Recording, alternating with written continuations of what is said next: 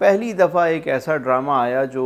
مصنوعی نہیں تھا، حقیقی ڈرامہ تھا، ان کے نام بھی حقیقی اور تاریخ بھی حقیقی تاریخ پر مبنی۔ تو یہی وجہ ہے کہ اس نے آ کے اس قلعے کو جو 70 سال سے ہالی ووڈ اور بالی ووڈ نے کھڑا کیا تھا، بڑی محنت سے اس نے آ کے گرا دیا۔ آج انہیں ہوش آیا ہے کہ جو زندگی کا حاصل ہے، جو اصل ہے، ہم جب تک اس اصل کی طرف لوٹیں گے نہیں، ہمیں ہمارا کھویا ہوا مقام ملے گا نہیں۔ تو انہوں نے غازی ارطغرل بنایا اور پھر یہ بھی بتایا کہ تم اگر اپنا کھویا ہوا مقام حاصل کرنا چاہتے ہو تو کسی شیخ کامل کے دامن سے وابستہ ہو جاؤ، کسی کو اپنا مرشد بنا لو، کسی کو مینٹور بناؤ اور پھر اس سے روحانی فیض بھی حاصل کرو۔ یہی وہ فیض تمہیں عشق رسول تک لے جائے گا۔ اس ڈرامے کا جو سب سے خوبصورت پہلو ہے وہ یہ ہے کہ جب بھی سونے آقا کریم صلی اللہ علیہ وسلم، میرے لجپال آقا کا نام نامی اس میں گرامی آتا ہے، اور ہمارے یہاں لوگ تو انگوٹھے چومتے ہیں، ان کا طریقہ یہ ہے کہ سر کو جھکا کر اپنا ہاتھ سینے پہ رکھ دیتے ہیں،